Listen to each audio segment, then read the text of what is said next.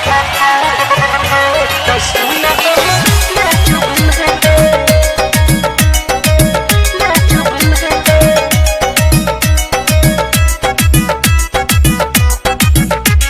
कहत बानी दूर तनी हट जनी देहिया में हमारा तू सट। हम कहत बानी दूर तनी हट जनी देहिया में हमारा तू सट। आइल बानी नाचे उमर बाट काचे, आइल बानी नाचे उमर बाट काचे, हाला होई तो सुन बाचब ना। ढूढ़ी में करबा खुद खाद तो सुन हम नाचब ना। ढूढ़ी में करबा खुद खाद तो सुन हम नाचब ना।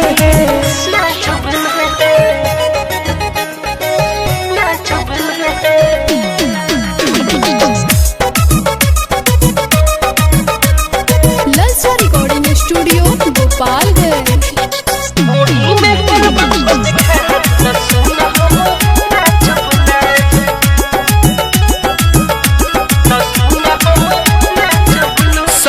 कहतनी बात जानी ऐसे भरा है ना तो तोहर सुन बाबू हम तोड़ दे हम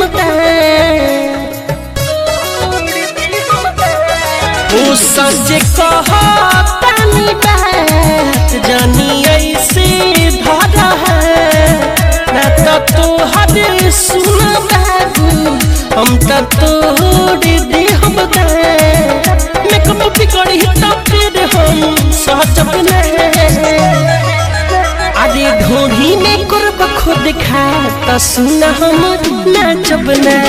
ढूढ़ी में करब खुद खा तो सुन हम नाचब ना।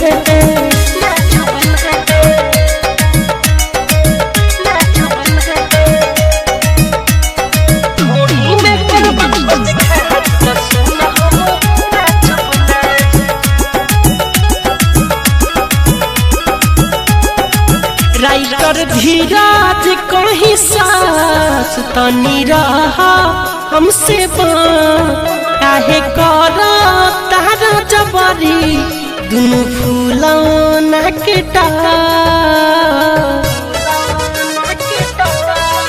राइटर धीराज कहीं सास तनी रहा हमसे काहे कर तारा जबरी दुनु फूला नाकेटा मिठू दे बातू नमरी हम खींचब ना।